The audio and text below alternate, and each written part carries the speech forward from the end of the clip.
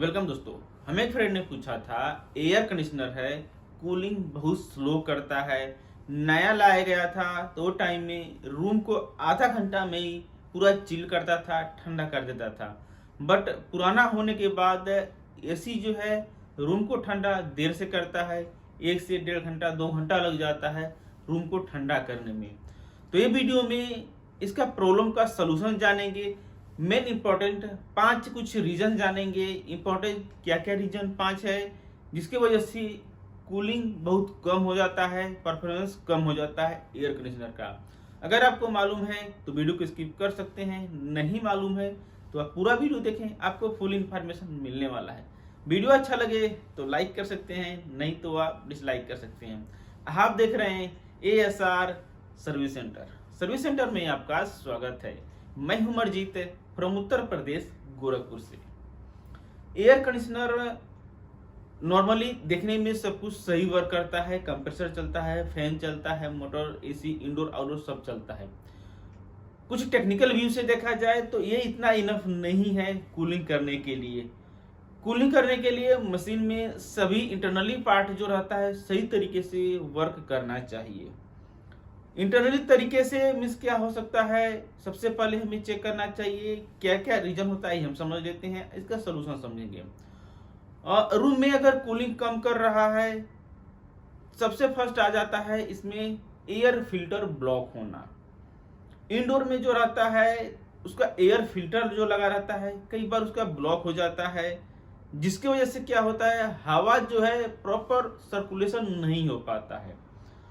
इसी के रिलेटेड हम बता दें आपको, फर्स्ट एयर फिल्टर ब्लॉक होना, या फिर कूलिंग कॉइल जो रहता है, इवापोरेटर रहता है, या फिर रेडिएटर बहुत से लोग कहते रहेंगे, वो ब्लॉक हो जाना, या फिर ब्लोअर व्हील जो रहता है जो हवा फेंकता है वो ब्लॉक हो जाना। ब्लॉक मीन्स क्या, उसके अंदर बहुत ज्यादा डस्ट आ जाना, मॉइस्चर आ जाना, कचरा वगैरह आ जाना, जिसकी वजह से क्या होगा, हवा जो है सर्कुलेशन नहीं कर पाएगा।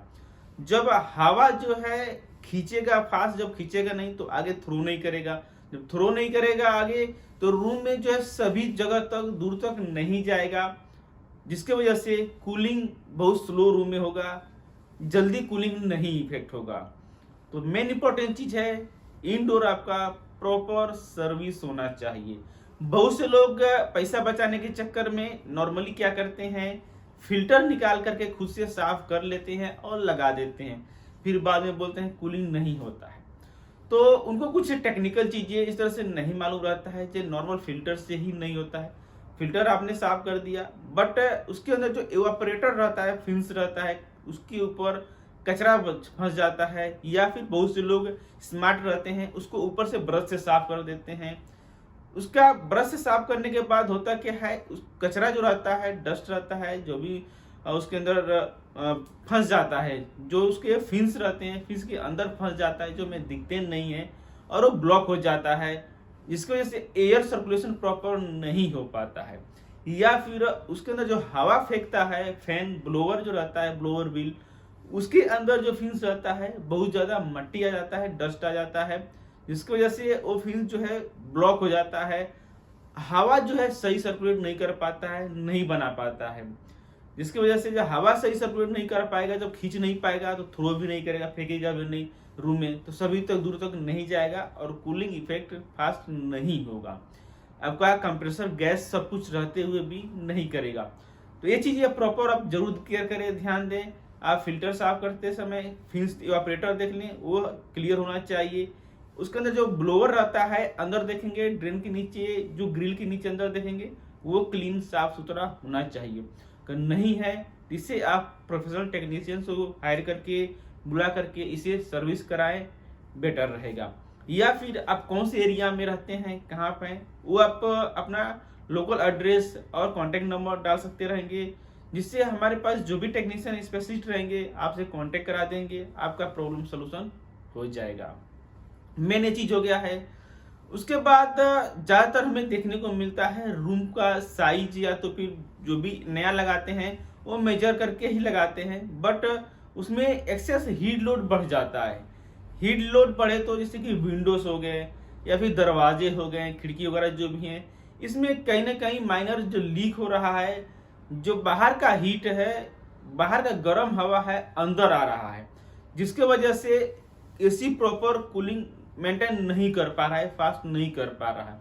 इसे कंफर्म करने के लिए आपका एसी सही है या फिर रूम का प्रॉब्लम है, रूम में एक्सेस हीट लोड आ रहा है, एक्स्ट्रा कुछ हीट आ रहा है, गर्म आ रहा है, उसके लिए आपको चाहिए थर्मामीटर। थर्मामीटर लेंगे, अगर आपका स्प्लिट एसी है, विंडो एसी है या फिर सेंट्रल एसी है, कोई सा भी एसी रहे, उस पर जो ग्रिल टेम्परेचर रहता है चेक करना है।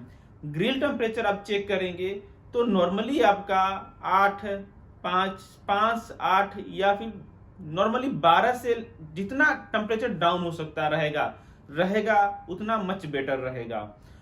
12 डिग्री सेंटीग्रेड से ऊपर रहेगा, 12, 13, 14, 15 है, 18 है, 19 है, तो आप समझ सकते रहेंगे एयर कंडीशनर में आपका प्रॉब्लम है, रूम आपका सही है। अगर आपका ग्रिल टेम्परेचर 12 डिग्री के नीचे है, 10 है, 8 है, 5 है, बहुत से कंडीशन 5 डिग्री भी देखने को मिलता है, जो अच्छे कंडीशन में सब कुछ रहता है, गैस वगैरह नॉर्मल सही रहता है, तो 5 डिग्री आ रहा है तो आपको फास्ट कूलिंग करेगा। जैसे ही डिग्री टेम्परेचर ग्रिल टेम्परेचर ज़्यादा जाएगा, और यहाँ पर 10, 12 है या फिर 14, 15, 18 है, जितना ज़्यादा रहेगा ग्रिल टेम्परेचर उतना ही रूम में टेम्परेचर कम आएगा और जल्दी कूलिंग नहीं करेगा।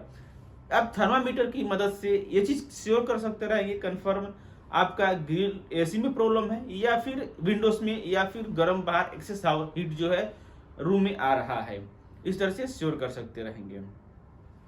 ये चीज आपने श्योर कर लिया है, आपका रूम जो है सही है, रूम में एक्सेस हीट लोड नहीं आ रहा है, नॉर्मली आपका ग्रिल टेम्परेचर ज्यादा है, 12, 13, फिर 14, 15 ज्यादा है, एग्जाम्पल 15 डिग्री से हो रहा है, तो कंडीशन में आप चेक कर सकते रहेंगे एयर कंडीशनर का आउटडोर में जाकर के। आउटडोर में जाकर के सेकेंड हो जाता है गैस चेक करना, गैस का लो होना। सिस्टम में अगर गैस कम रहेगा, गैस लो रहेगा, तो वो कंडीशन में आपका नॉर्मल सब कुछ सही वर्क करेगा, चलेगा, एसी इंडोर या आउटडोर सभी वर्क करेगा। अगर कुछ 5-10 psi कम रहेगा तो, अगर आपका 35 psi के नियर बाई है, नॉर्मल R22 की बात करें तो अगर 35 psi है या फिर 50 psi है तो कंडीशन में आपका आइस आ सकता रहेगा पाइप पे, जिससे आप आइडेंटिफाई कर सकते रहेंगे गैस लो है या फिर लिक्विड लाइन पे आ रहा है या फिर सक्शन लाइन पे आ रहा है। ये 2 पाइप रहता है, दोनों पाइप पे आइस आता है, डिफरेंट टाइप के इसमें प्रॉब्लम होते हैं। इसका स्पेशल अलग हमारा वीडियो बना हुआ है, किस तरह से हम जानेंगे ये दोनों पाइप पे आइस आ रहा है तो क्या क्या रीजन हो सकते रहेंगे। तो सबसे इसके पहले हमने बताया अगर गैस कूलिंग कम हो रहा है तो गैस चेक करेंगे, गैस इसमें कम रहेगा तो गैस में आप लीक टेस्ट करेंगे, लीक टेस्ट करने के बाद प्रॉपर इसमें गैस रिफिल करेंगे, टॉपअप कराएंगे, प्रॉब्लम आपका सॉल्व हो जाएगा, सोल्यूशन इसका मिल जाएगा।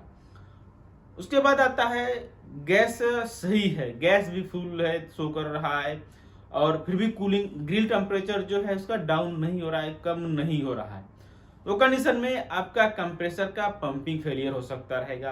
कंप्रेसर का पंपिंग फेलियर रहेगा तो आप गेज लगाएंगे, चेक करेंगे तो गैस का प्रेशर सक्शन और डिस्चार्ज दोनों इक्वल रहेगा, सक्शन प्रेशर ज्यादा शो करेगा और डिस्चार्ज कम शो करेगा। इस तरह से आप आइडेंटिफाई कर सकते रहेंगे कंप्रेसर का पंपिंग फेलियर है। उसके बाद और भी बहुत से टेक्निकल चीजें इसमें आते हैं जो कूलिंग इफेक्ट करता है, बट मेन आपका इंपॉर्टेंट चीज है जो नॉर्मली या फिजिकली आसानी से देख सकते रहेंगे, सबसे ज्यादा प्रॉब्लम देखने को मिलता है जिसका हमने सोल्यूशन बताया। फर्स्ट प्रॉब्लम होता है एयर फिल्टर ब्लॉक होना, सेकेंड एयर फिल्टर के साथ साथ में जो एयर फिल्टर का ही काम ऑपरेटर या फिर ब्लोवर व्हील ये सब ब्लॉक होगा, इंडोर में कचरा बहुत ज्यादा जमा रहेगा, एयर सर्कुलेशन प्रॉपर नहीं हो पाएगा, हवा जो है सक नहीं कर पाएगा और थ्रो नहीं करेगा रूम में फास्ट दूर तक, तो आपका कूलिंग फास्ट नहीं होगा। ये चीजें आप श्योर कर लें, अब cooling coil filter blower clean है या नहीं है, नहीं है जैसे सर्विस कराएं, प्रॉब्लम सॉल्व हो जाएगा। अगर आपका क्लीन है, सर्विस किया हुआ है, फिर भी नहीं आ रहा है तो ग्रिल टेम्परेचर आप चेक कर लें। एयर कंडीशनर का ग्रिल टेम्परेचर 10-12 से डाउन होना चाहिए, जितना डाउन हो सकता है 5 डिग्री 8 डिग्री 7 डिग्री उतना मच बेटर रहेगा। अगर आपका 10-12 डिग्री से ऊपर जा रहा है वो कंडीशन में आप समझ सकते रहेंगे एयर कंडीशनर का आउटडोर संबंधित प्रॉब्लम है, एग्जाम्पल गैस कम होने या फिर कंप्रेसर पंपिंग फेलियर है या फिर सिस्टम ब्लॉकेज है आउटडोर में। इस तरह से आप आसानी से कुछ ट्रिक्स की मदद से आप श्योर कर सकते रहेंगे आपका रूम में प्रॉब्लम है या फिर बाहर का हीट लोड अंदर आ रहा है या फिर आउटडोर कंप्रेसर या गैस में प्रॉब्लम है। इसी तरह से नेक्स्ट वीडियो में जानेंगे फ्रिज में कूलिंग कम हो रहा है या फिर और भी बहुत से प्रॉब्लम होते हैं एयर कंडीशनर में, होम अप्लायंस के बारे में जानने वाले सीखने वाले। अगर आप इंटरेस्टेड हैं इस तरह से नए नए टेक्नोलॉजी के बारे में जानने के लिए, इस तरह से सोल्यूशन के बारे में जानने के लिए, तो हमसे जुड़े रहें, हमारे चैनल सब्सक्राइब करें। सब्सक्राइब करने के बाद जो बेल आता है, ऑल नोटिफिकेशन आता है, उसे ऑन जरूर करें। ये वीडियो का फीडबैक दीजिए, कुछ जानकारी मिला या नहीं मिला, आगे क्या चीज के बारे में और जानना सीखना चाहेंगे। तो आज आपका दिन शुभ हो। Thank you for watching.